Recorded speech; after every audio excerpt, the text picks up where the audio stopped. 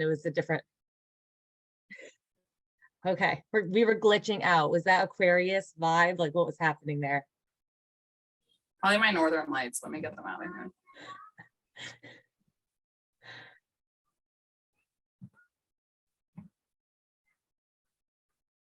I see. That's real.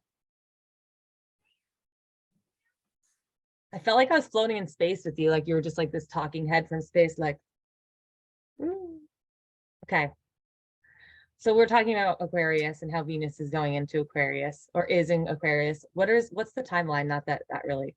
Oh, Venus transits in like 2 weeks. Like it's okay. So it's like, ooh, yeah, we're feeling it. So you're feeling some global. Yeah, Venus enters vibe. Pisces on January 26th. Yeah. That's right. Well, that'll be nice. I like Pisces. I have started to like Pisces. I have a Venus Pisces, so. I just started to like it. It's very emotional for you. Well, that's what I kind of wanted to like also, like I was about to wrap this into. I feel like if someone was like, what do you think a second house Mars and Aquarius would be like I don't even know what the F I would say. But like you have a really, I really, really enjoy how you're like Mars, Aquarius, Mars in the second house, like manifest. Like I really enjoy it. Like especially tied up with like all your earthiness, you know? And then you do have a lot of air because of all your Gemini placements. But I feel like if you didn't have that placement, I feel like you could get really because you're just like such a focused person and you're like, let's go, like almost like, I don't want to say at all costs, but you're like, you know, like you don't let a lot of things get in your way. But I enjoy that your Aquarius helps you see a bigger picture. Like I don't know where else you would have gotten that in your chart. You know what I'm saying? Like I do. And you know, the way I think of it is like the Aquarius for me is like keeping me grounded, when traditionally you would think my earth stuff would be keeping me grounded, but it's like grounded in the whole, in the collection, like brings me back to the collection and the fact that it's in your second house, like that's literally how you interact with the world. Like you, like I've had this like really big theory going and I like want to keep talking about it with people that like really a key place to look in your chart for like I think we're having this conversation about how we define success lately. Like I think a lot of like especially millennials are sort of like abandoning like this concept of capitalism and like we need money and that's what makes us good and strong. And you know, we're having like a lot of discussions about like, you know, you can be successful and you don't have to be like financially rich, right? And as a matter of fact, I think a lot of people don't even really identify with that anymore. And I really think the second house is a good place to look for that because I think that's right. Like that's the house of your finances, you know, like that's your really like the motto of the house is I have, right? So it's like your first, and that's your second experience. Your first experience is literally just existing. You don't do anything else in this world until after you have something, right? So, I think looking at your second house really is like so key for figuring out how you would define your success. What do you think is valuable?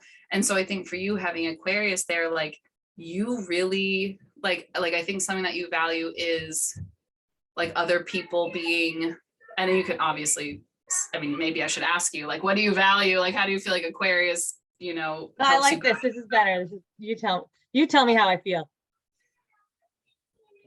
I feel like you really like have you take care of people. You do it in such a like, I think different way than maybe what other people would see. Like, cause I think the Mars is there, you just get it done. Like, you're just like that's your battle to be won, you know? Like I've just learned about you, like, you know, even when you come over, we visit or whatever, like just let her clean the kitchen. Like, it's not like, she's not doing it because she feels obligated or whatever. Like, that's really like, she wants things to be nice for people. She wants people to get along. She wants to care for everybody. Do you have enough water? Do you have enough to eat? Do you want me to make this for you? You know, like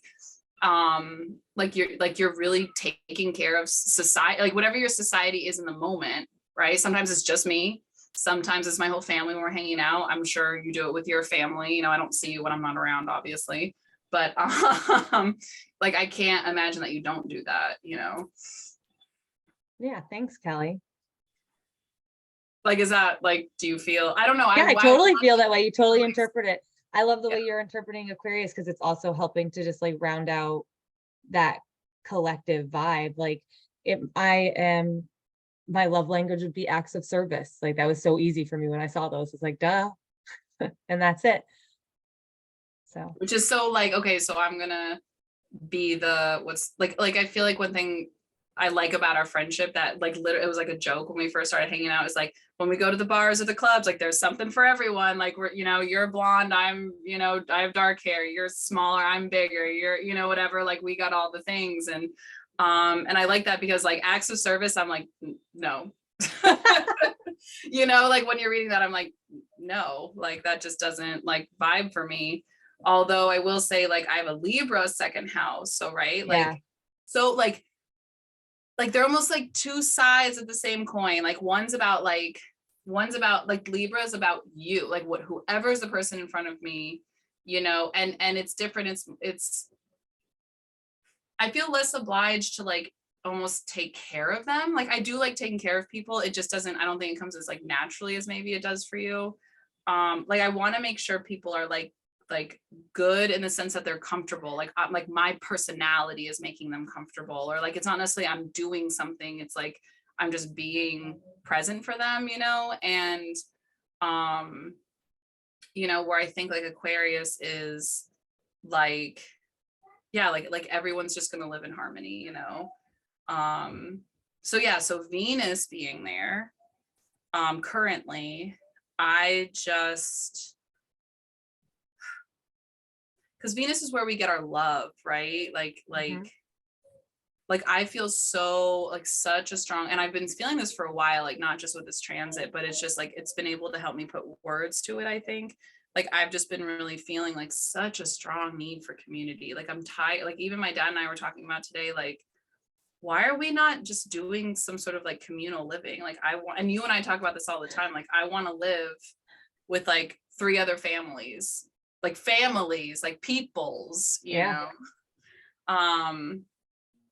I want to share in that. I want to share raising our kids. I want to share meals. There's this really, really great song. It's either called so there's a band called the Highwaymen, and it's like a couple of really famous men that got together, like from different bands. And so then a bunch of female artists like got together, and they're the Highwaymen. So they're like, it sounds like the Highwaymen, but you know what I'm saying. And I get anyways, it. so there's a song called Crowded Table, and it touches like all my little Pisces and Libra placements, just about like others and loving others and taking care of others and being with others. And it's all about like, you have a place at my table, your picture's on my wall, at the end of the day, like after the end of a hard day, we're going to break bread together. It's like that's my soul. Like if I had to pick a song to describe my soul, like that is it. And it kind of makes me disappointed sometimes that we live in such a, let's all go to our little houses that we can't afford, at the end of the day. I And know. How did we get here? How did we get here?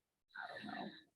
And I think growing up, and now you're having this experience, growing up in Vermont, there was a really tight knit community in the sense that like, all of us went to school all the way through with each other, like my friends had siblings that were friends with my brother, like that was very close, but like you weren't like walking down the street waving to each other, like Eleanor, like we were just hanging out the other day, and like the girl from across the street just like knocked on the door. Like I can't even tell you how happy I was. I was like, Yeah. oh my God, this is all I've ever wanted. So I think Venus in Aquarius reminds us that we need community, Mhm. because, and you and I talked about this before, my husband cannot fulfill all of my needs. My best friend can't fulfill all of my needs. That's My right. daughter can't, whatever. Like we need a variety of people. Right. We need community. And that's Yeah. like Aquarius, but you were starting to talk about how it was like Libra. So they are kind of differently relational in relation to others. So what's the sister sign of Aquarius then? Leo. Oh, you know a little bit about a Leo. No, just a little. I was thinking about this today because I do, just like for me, I feel like I really, really understand Aries, and like Libra, I have a little bit of like I'm getting better at it, but like it was kind of hard for me to grasp. I feel that way with Leo and Aquarius. Like I feel like I really get Leo.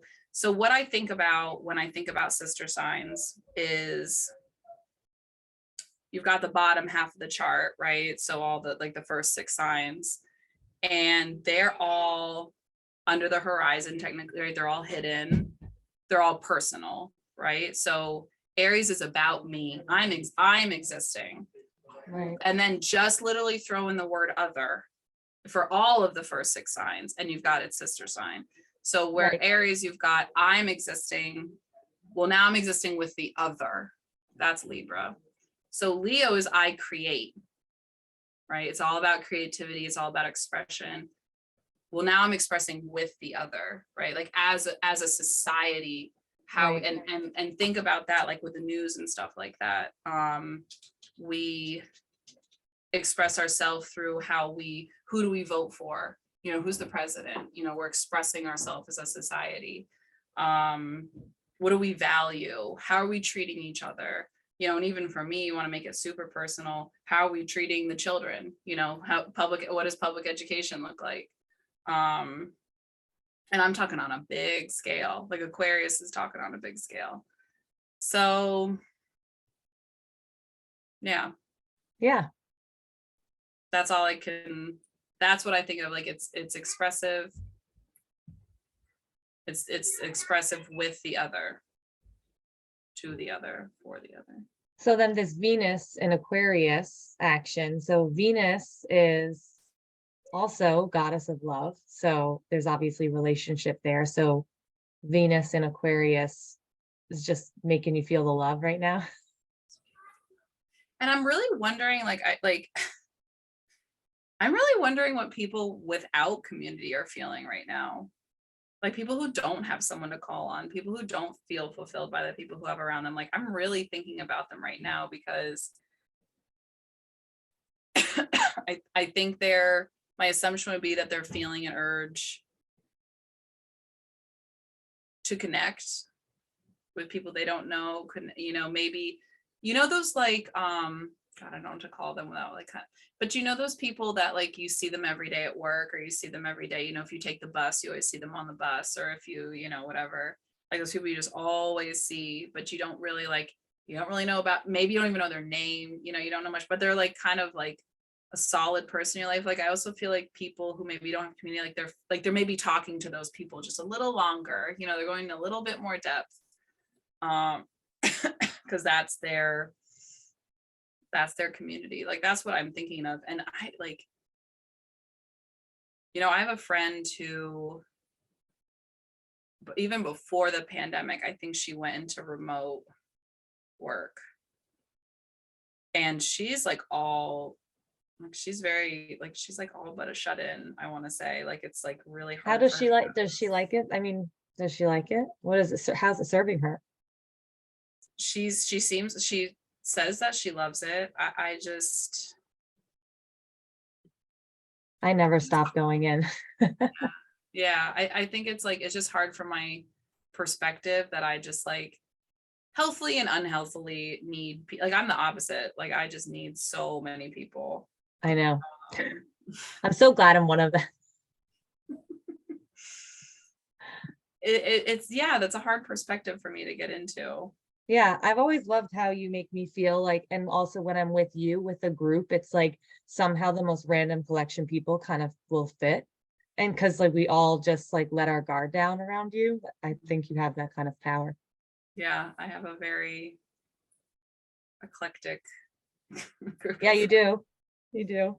But you're right. Like I never have felt awkward about getting them all together, or people hanging out, and it always kind of seems to work out. And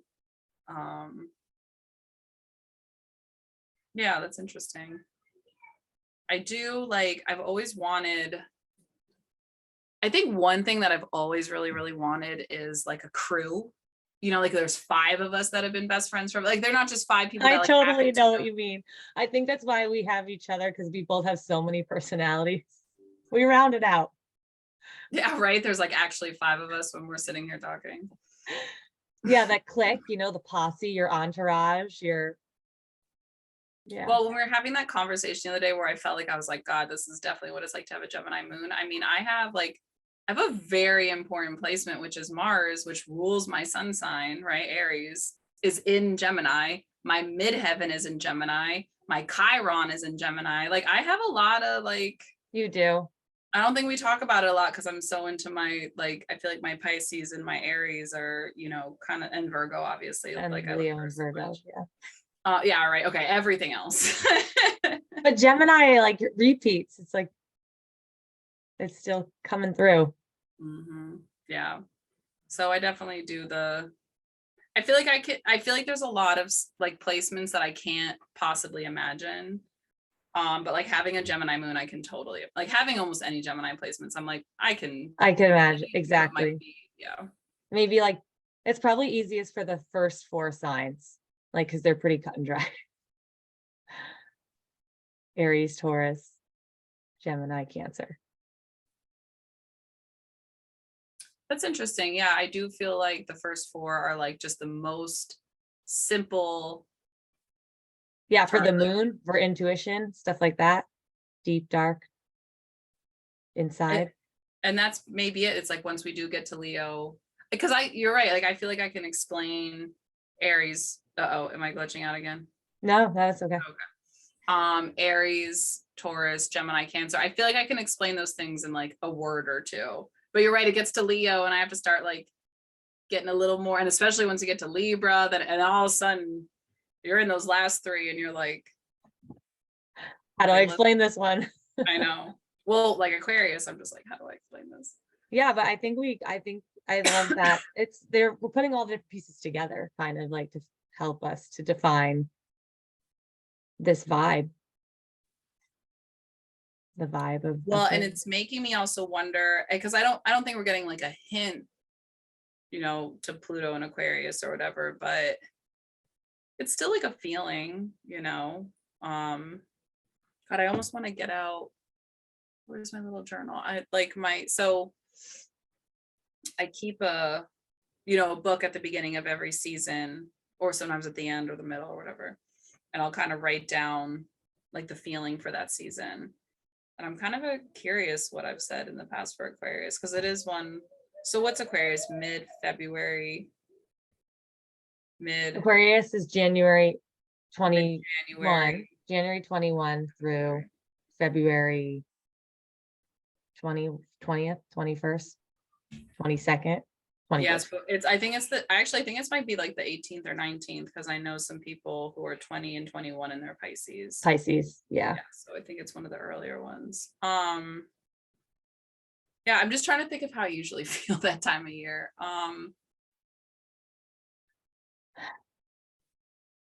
It's like the darkest time of the year. Yeah, that's why we're gonna be in Florida. Yeah, right. Oh yeah, we'll be in Florida for like the tail end of Aquarius season. Oh, I like that actually. See, that's what I'm saying. Like as a collective, I love it. If you tell me you're Aquarius, I'm like, no, you look from a different angle. Are we gonna be like what? How do I really see you? God, like the Aquarians, I know they have a lot of like, it's like I feel like they have it tough. I think it depends on a lot of their other placements. A lot more placements can like override. Just I don't even know what Aquarius. That's it. Do you feel like there's some signs like I feel like every time I meet a Taurus, like every Taurus I know, I'm like, you're definitely a Taurus. Like sometimes you have to kind of maybe look for it a little. I'm like, you don't have Scorpios is easy for me to know if you're a Scorpio. Oh, that's funny. I feel like all the Scorpios I know is so different. I'm like, I can't. And they don't come around me a lot. Yeah. So. But like the common thread that I see with Aquarians is they just like they're like personal life, like their social life is like really like very hard.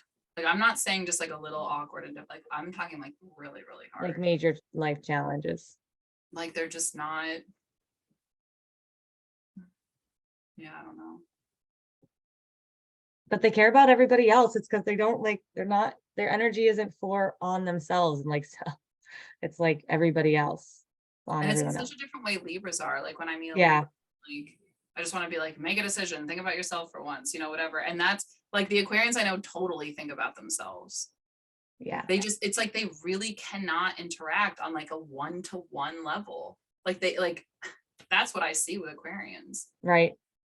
Like they're not in good relationships. They can't sustain relationships. And I'm talking general here, okay? Generally, yes. Yes. And I'm really basing this on like maybe 4 Aquarians that I know. Okay. So like, please don't come at me about, you know, Okay. I'm sure there's perfectly healthy relationships with plenty of Aquarians. Yeah. But, and it's funny too, because actually the other sign that I find in general have a hard time with specifically, like, especially romantic relationships are Libras. Like, I feel like, Mm-hmm. Yeah. Yeah. Yeah. I can see that. God, but yeah, I'm trying to think like Taurus. I can always tell if they're a Taurus. I feel like Cancers usually don't surprise me. Like if someone tells me they're Cancer, I'm like, yeah. You're like, mm-hmm. Yeah. Pisces. Yeah. I do. There's a couple areas that I know that surprise me. I think because I'm so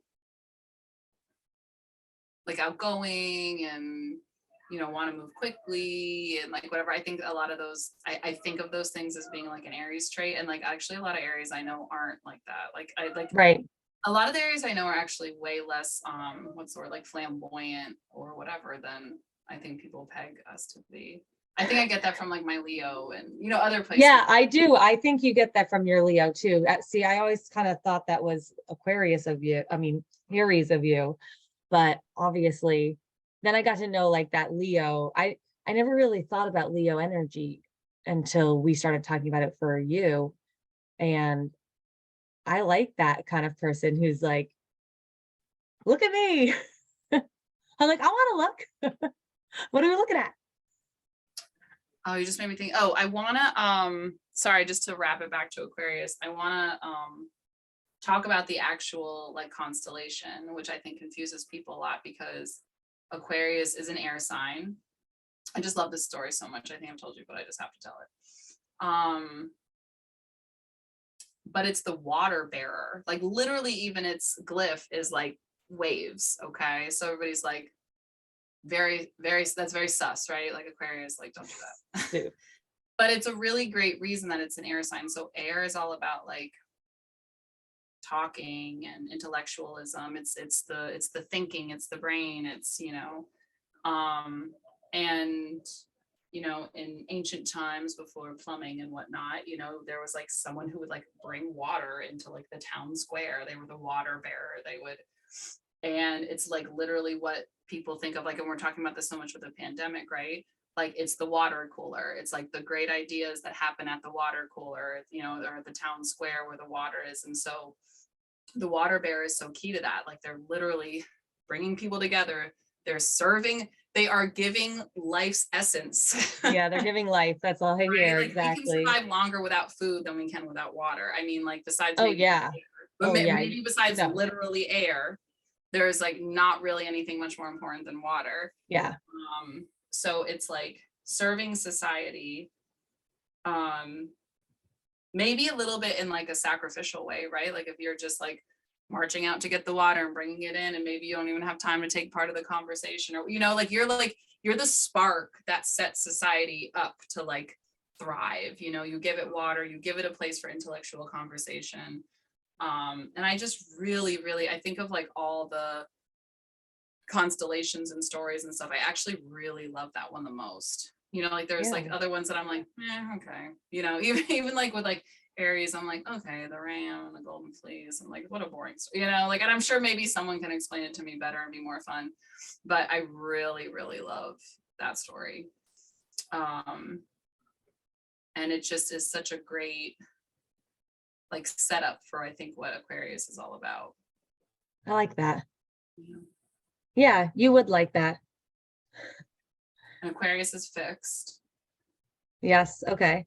It whole right. So like I've kind of stop thinking of fixed as being like, I'm stuck and I'm unmoving and I'm stubborn. Like, and it is and whatever, but It is. it's the energy holder. Yeah, I like it. Um, I like it. Rachel told me this really cool thing about the cardinal fixed and mutable as it relates to the seasons. Oh, interesting. Okay. So all 3 seasons, right? Like, let's start with spring, starts with a cardinal sign. Spring starts with Aries, cardinal.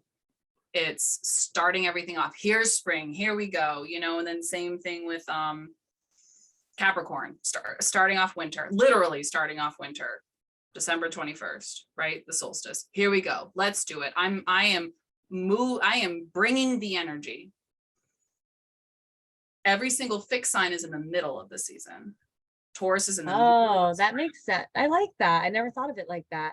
Yeah. Yep. Aquarius is in the middle of winter. Right. It is holding that energy. We are in winter.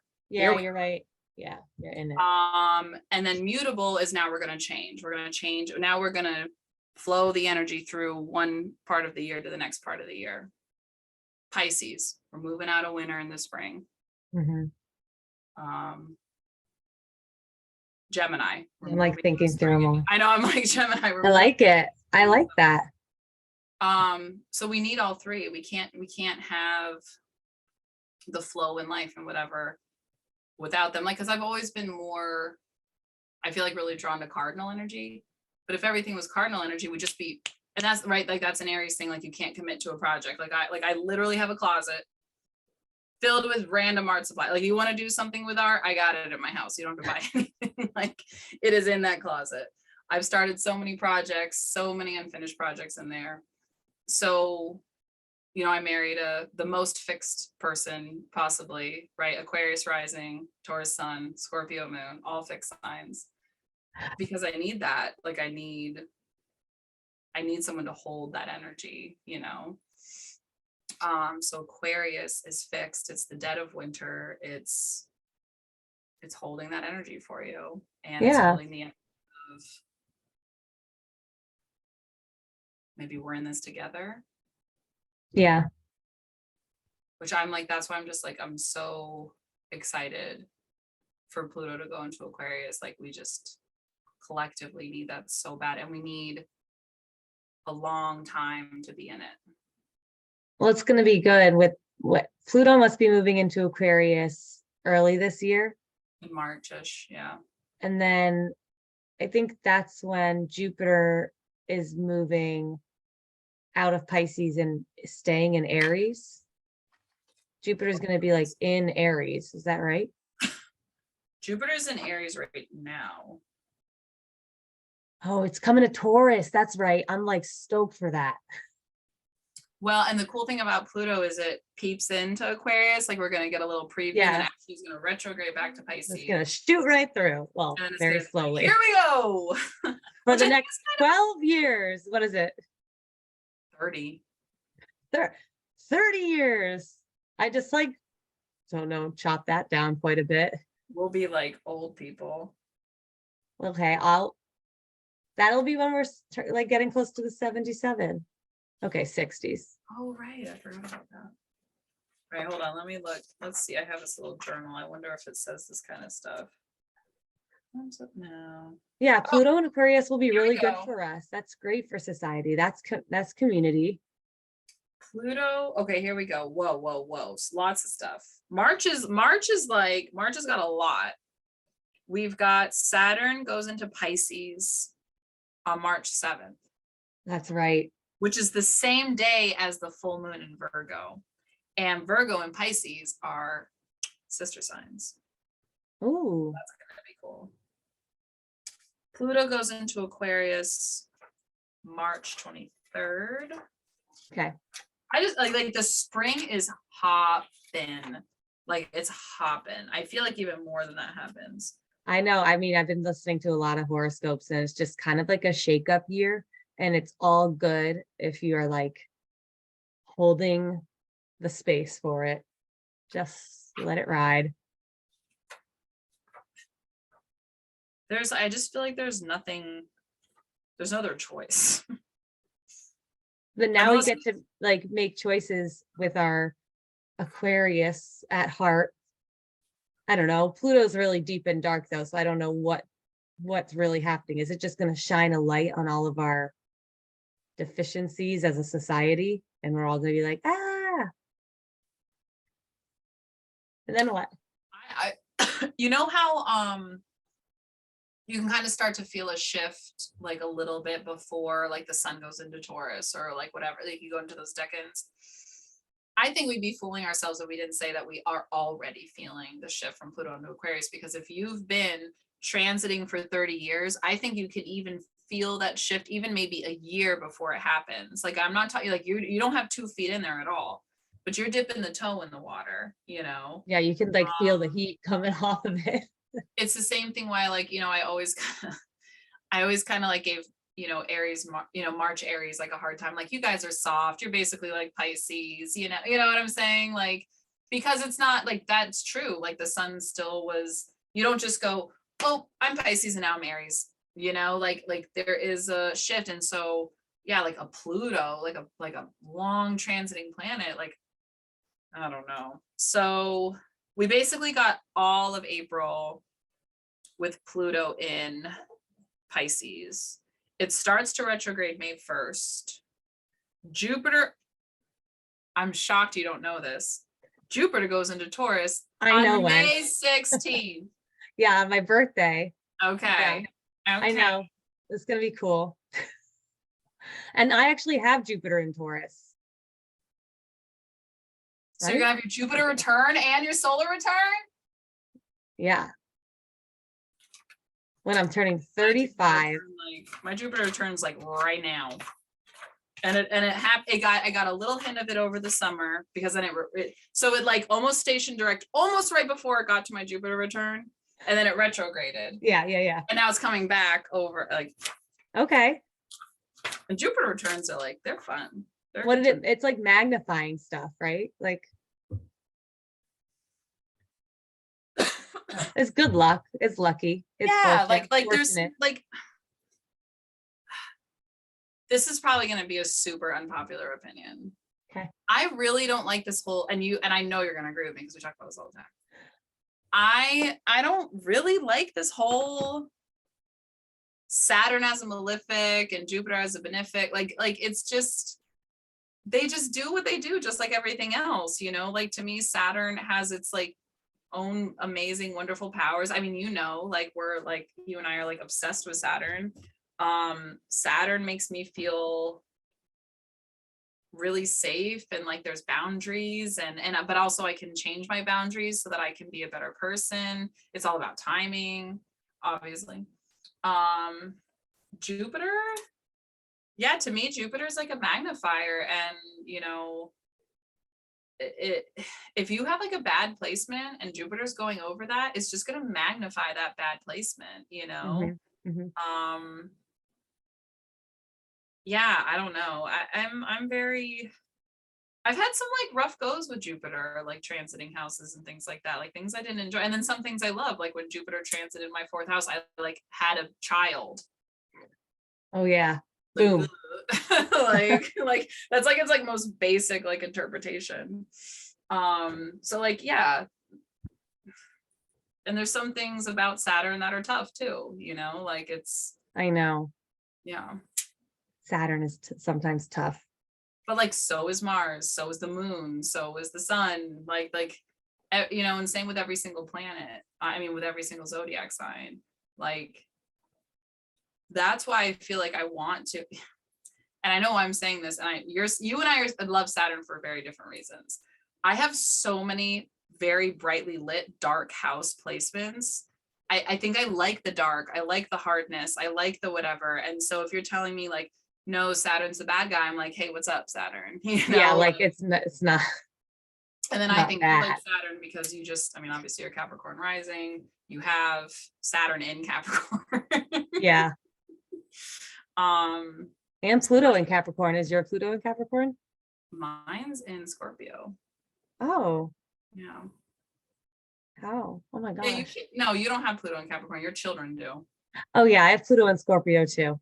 Yeah, I You're was right. gonna say, I was like, we're in the same generation, I'm pretty sure. Yeah, no, there's But our another thing that's in children, Capricorn that I think we might both have. I yeah, don't know. we are raising Plutos and Capricorns, which are Okay, that's right. Yeah, my child has like 5 things in Capricorn. Sun, moon, whatever, Mars, like my hyper air. rising, all of them, everything. I don't know. It's Well, and crazy. actually to relate that back, so my child has like 53 Aries placements, but Mars is in Capricorn. So all Oh, those Aries cool. placements have to go talk to Mars and Capricorn for permission to do anything. Oh So they, yeah. yeah, so they go to Mars and like, Mars, can we do this? And Mars is like, I'm in Capricorn. No, there's rules, Yeah, there are still some rules. Cool. that is definitely her saving grace. I think almost if she had Mars almost anywhere else, I think she'd like literally be on fire. Like, yeah. So I like Saturn. I like and I can see the good stuff with Jupiter. I can see the bad stuff with Jupiter. Like That's that's, true. I don't know why we like peg them almost against each other. And Where's your Jupiter? Aries. And you feel like it's magnifying the good stuff more lately than the bad stuff of Aries? What I like about Aries is, so it's like associated with the Fool card, right? Like we're jumping. We don't care if there's a net. We don't care, like I'd be curious to see how my Aries and Jupiter and North Node, by the way, Oh. behaved without my Virgo rising. Because I think it would just be no rules, Oh, so it's that Virgo rising that's grounding that earth sign. It's I always describe my big three as like my Leo moon and my Aries sun just want it, like they're at the party, they're raging, they're like, let's burn this motherfucker down. And my Virgo rising is like, but guys, then in the morning we won't have a house and there's going to be a big mess to clean up and then we might get in trouble and blah, blah, like, so I do have I do really enjoy my like, I feel like I do have like a very childlike approach to the world. I'm super optimistic. It's hard to like really, really get me down. Like, and not to say don't get down. It's just like I don't stay there very long. I like to be like a little rebellious, like here, as much as my Virgo lets me be. And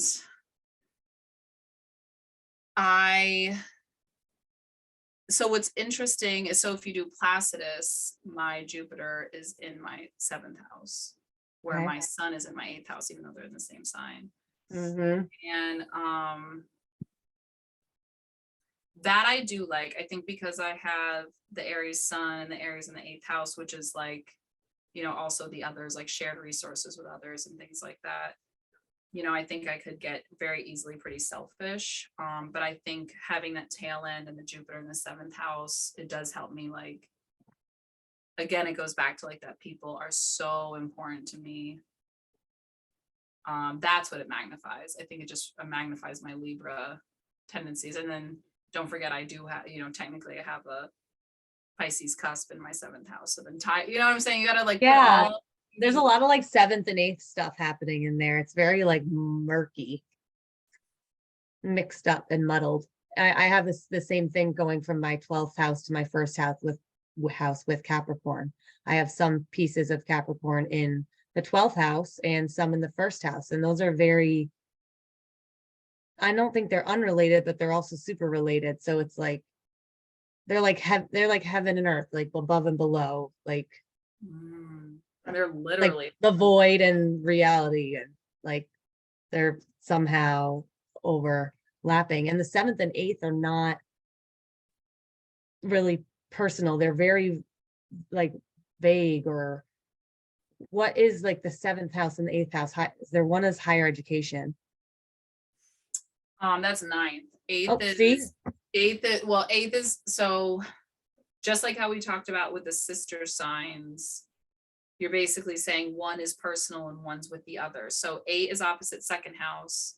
So if the 2nd house is it's your material possessions. It's like how you interact with, like, I think of it like, that's literally how you touch down on earth. Like first you existed. I literally picture the first house being like, I'm just floating around in space as like a soul. Yep. And then the second house is like, boop, you're on Earth, you know? So the eighth house is shared resources, right? So like, that's where Right. you kind of Okay. get like, I don't really like, I don't like just saying the traditional kind of things that go with each house without telling us that story, because Yeah. that's where you get things like taxes, which like sounds so weird and annoying, but those are our shared resources. We're putting them in a pool, you know, that's how we're divvying them up. That's where you get sex is in that house, right? Like you're physically sharing your body with like another person. You get inheritance, you know, so again, resources of another person being passed down to you. So like when people just like, you know, when you watch those videos and like eighth house means, you know, sex and taxes and blah, blah, blah. And you're like, what Yeah. how are those two things related? Like what the actual fuck? That's how, that's the story. So, oh, sorry. I'm trying to figure out a way to. No, I like that. So that was the eighth house, and then the seventh house. The seventh house is the opposite of the first house. So the first house is I exist.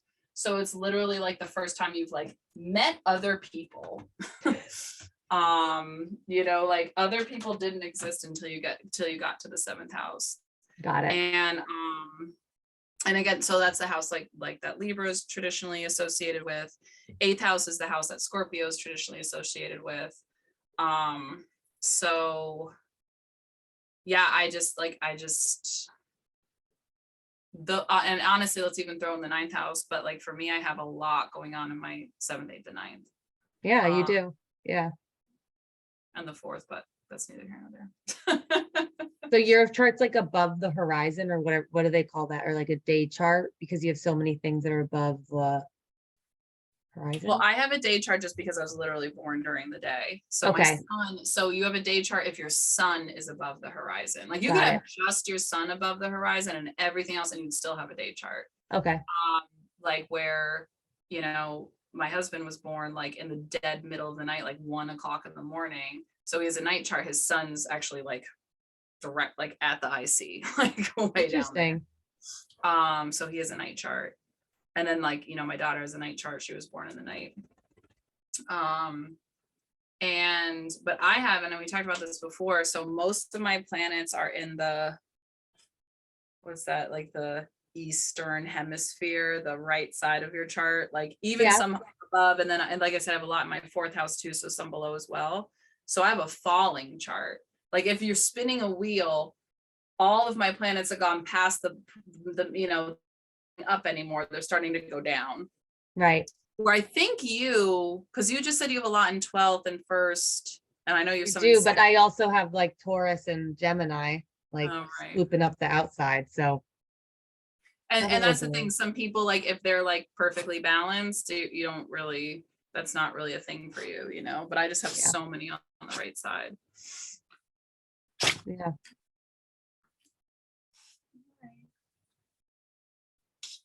Okay. Oh, there you are. You like froze for a second. I thought it was. Did I? Oh yeah. Well, I don't know if it was like me having problems.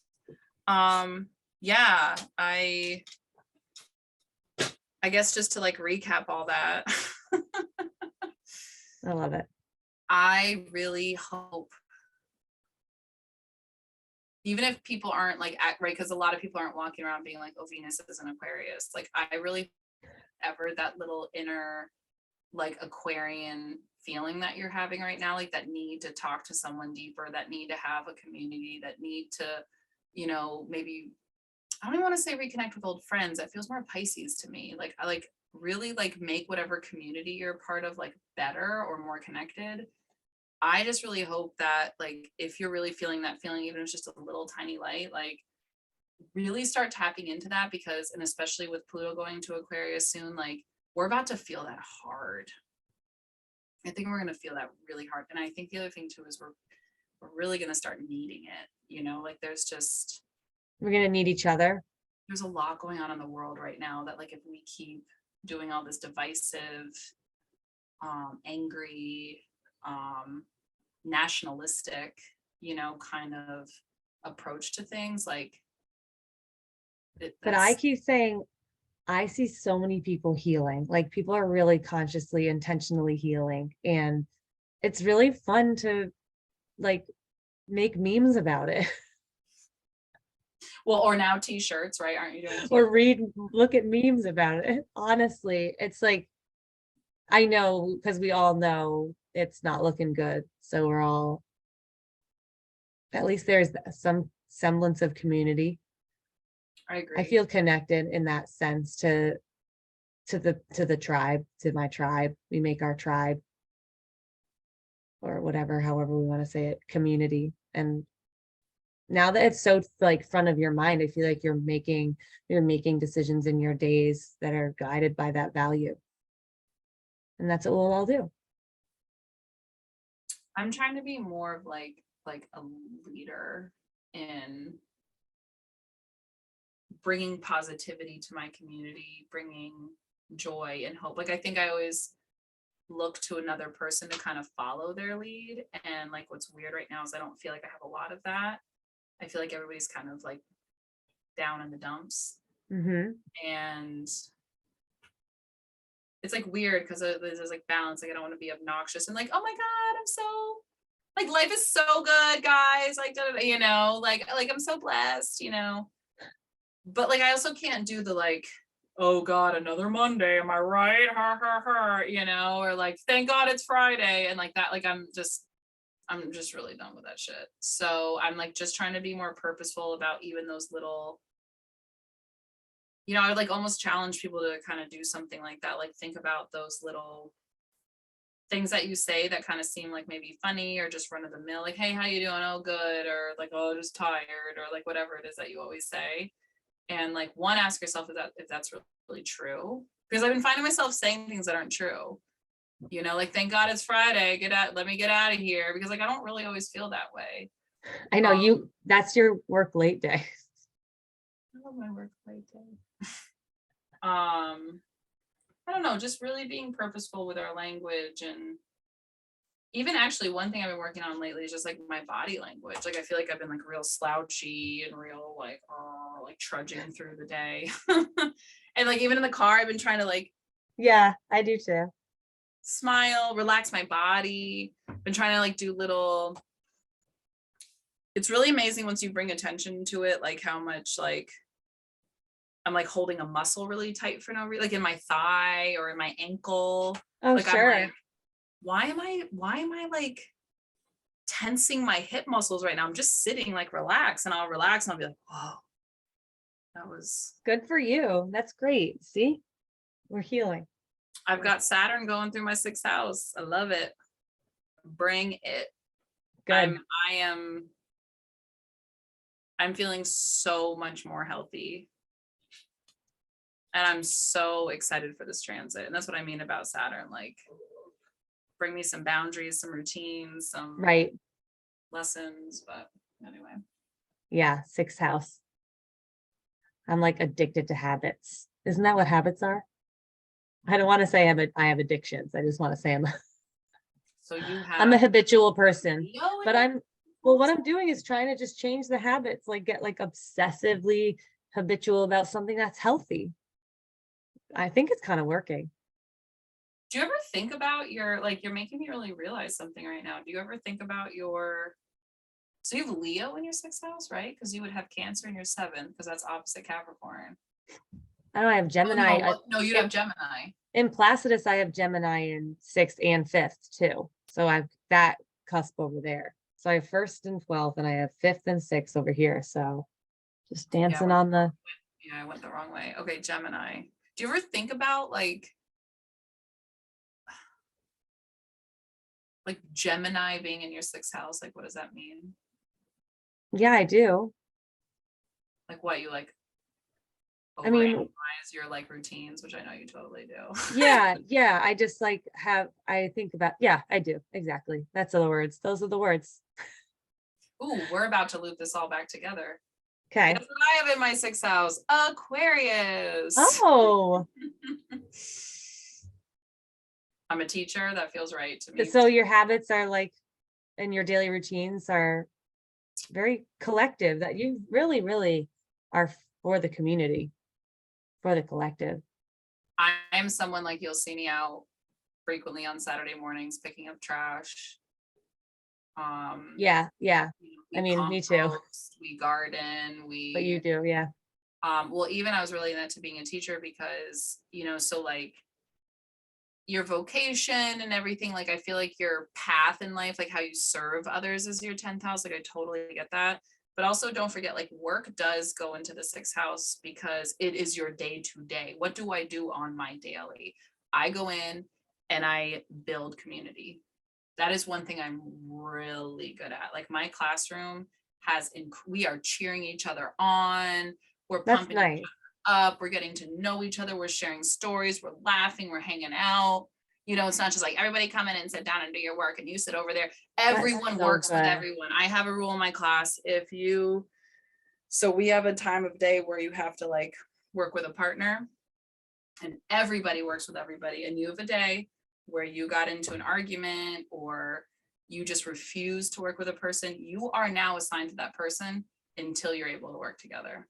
That is a rule in my classroom. That's awesome. That's so nice. Now these kids are like understanding what it feels like to be supported by their peers, by authority. Like they're learning they're feeling so much safer than they may have elsewhere. Like they are feeling safe and secure to learn and share and make mistakes and grow. And then they get to connect with each other. That's such a good skill for them to continue to have. And maybe they'll carry it into their next years and that class will be, they have to, I mean, they do that. It's an imprint on them for a long time to come. And those who need it, get it. Well, it's funny because in true Aquarian fashion, like my immediate relationship with my work, right? Like I hate public education, like where it's at right now. I love the concept of it, obviously. But like it's just gotten really rough. So like, right, like so my immediate relationship with it, right? Like being a teacher is not good. My day-to-day is good. So But I don't know. It just goes zoom back to, out. this goes back to what we were talking about, like being an Aquarius. One of my friends, her mom is an Aquarius sun, and I always tell her about like my theory, how they like have really poor, interpersonal relationships and stuff. And she's like, no, my mom's not like that. And she's really not. Like her mom, well, this also fits too. Her mom was a nurse practitioner, like gave her life to that basically. And I don't know, the same deal, like, she's divorced and, Yeah. she's also a Virgo rising. I was wondering what else you had. I know, right? And I think she might be a Gemini moon too, but I feel like I might be making that up because my mom's a Gemini moon, so I could be making that up. I love Gemini moons. So is Dylan, my son. Oh, I forgot that about Dylan. Yeah, I like it. It's like I can read their minds. Like I can have a conversation in his mind, and in my mind, I know exactly how it's going to go with that person. You know what's funny about that? So you have the same moon as Dylan. Yeah. Yeah, so I have the same moon as Eleanor. That's cool. That's cool. And that's hard to do because the moon changes so quickly. I mean, yeah, super mom, super astro mom. I love it. Well, then you have the same sun daughter. Then you have the same sun as your other child. So you're like just rising, yeah, rising. Oh, right. Sorry. Yeah. Okay. So it's all feeling really like I feel like I'm in a safe place to enjoy my community, but I'm taking a lot of these things that we've been talking about and definitely like bringing into my daily practice of communicating with other people. I'm just so much softer than I was even like 3 years ago. Just so much softer. Well, because Aquarius probably, again, it's interesting to have Mars there because Mars is the god of war. I mean, Mars is the antithesis of, so that's what I'm saying. Like, I feel like you go to war for society. Like so at the same time, I kind of like, it seems, what's the word? Hypocritical. It's, like opposites. Right. But if you can really harness that energy, I think it can be a really beautiful thing. And I think, and especially in your line of work, like you have to make a lot of decisions that are like maybe hurts someone or a couple of someone's, but like it's for the greater good type of a thing. Like I feel like I would trust you with those types of decisions. Thanks. Um, Yeah, you can't make everybody happy, but that's not necessarily, and we talk about this with my kids. I tell them, I'm like, I know it's not the same, but I'm like, my job's not to make you happy. I'm like, my job is to keep you healthy and safe. And that's how my mind's always like, how can I keep everybody in this situation like healthy and safe, fair, all those things. And it's not necessarily happy. Probably fairness is important too. and you don't get like, and maybe you do on the inside, but you don't show it to me. Like you don't get like overly emotional about it. You're like, no, this is a decision I had to make and it was the right decision and we're moving on. And if you're sad about it, like, I'm sorry. Yeah, Like that's it. that's where I think I really envy you. Like I would love to get into leadership, or like I do feel like I'd be a good administrator and stuff, but like I am way too scared to like hurt someone's feelings or make them feel like I'm not good at like being disliked, or like being questioned. And like I feel like if everyone thought like us and I could be like, guys, like let's talk, let's work through this, then I feel like I could do it. But there's too many people that are like, no, you're really screwing this up. And I'm not, I'm getting there. Like I'm aware of that, but like you just like innately have that. Like I'm not born with that. Yeah, and well, your superpower is with the students and the community. Like that's your superpower. Yeah, I think like because I've just automatically been given that authority, I guess, which maybe is a little fucked up, but I feel like it's different. I did tell the kids the other day, I was like, guys, I'm a kid. Like, I don't want to work with adults. Like, they're awful. Like, I was like, kids, because kids understand, like, I can sit down with them. And I mean, I tell them all the time, like, guys, I'm making this rule. I know for some of you, this is really going to suck. I was like, hear me out. I'd love to get your feedback on it. Like, if you don't think this rule is fair. And it's really amazing. All of them are like, no, we understand. Like, we understand you have to do it that way. And, we're like, I just know if I had that same conversation with a room of like 18 adults, I don't want to think about the number of them that would be like, fuck this and blah, blah, blah, or like either speak up and be annoying about it or don't speak up and like gossip about it later, like all that stuff. Yep. Like kids don't do that. Like they're like, yeah, I see where she's coming from. Yeah, okay. No, I don't agree. And I've had some situations where the kids will come up with a better idea than me. That's I'm cool. really good at that. I'm really good at being like, guys, we have a problem. How do you want to solve it? And That's awesome. but like can you imagine getting in a room? So I'm saying 18 because that's how many kids students I have. Can you imagine getting in a room of 18 adults and like solving a problem in 5 minutes where everybody agrees and moves on and like follows the rule? Oh, Yeah. that's I see. I see. Kids are cool. We Kids had are a big discussion last year that we think that and I would like love to argue this with anybody. Like, please, like I love debating, I love arguing. I really think the voting age should be like from 12 to like 20. if those 12-year-olds and 13-year-olds, those youngsters are interested and they understand the impact of their vote and stuff like that. Yeah, Like but if do they were any involved, adults, but do yeah, adults do no, that? no. I mean, even, my husband works at like a grocery store and like talks to people all the time. And like during our elections, like one lady was like, oh, I'm going to vote for that Larry Hogan again. And and he was like, they're not, Larry Hogan's not running for governor again. Like his term is up. Like, like, Yeah, he was like, oh, okay, well, who's the Democrat or whatever, and I'm just like, come on. Like, and that's what I'm saying, like that, because that's an argument I hear all the time people saying is like, well, I mean, they have to know what's going on. Adults also do not know what's going on. That's not a good argument. Some adults do and some kids will.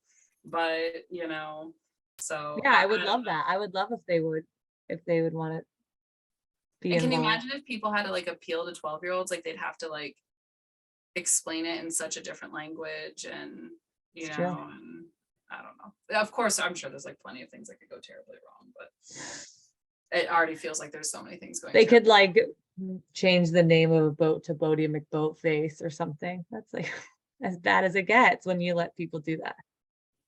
I'm like, aren't you a little down with that? I'm totally down with that. I'm totally down with Aquarius now. I'm ready. Okay. That was cool. That was fun. Okay.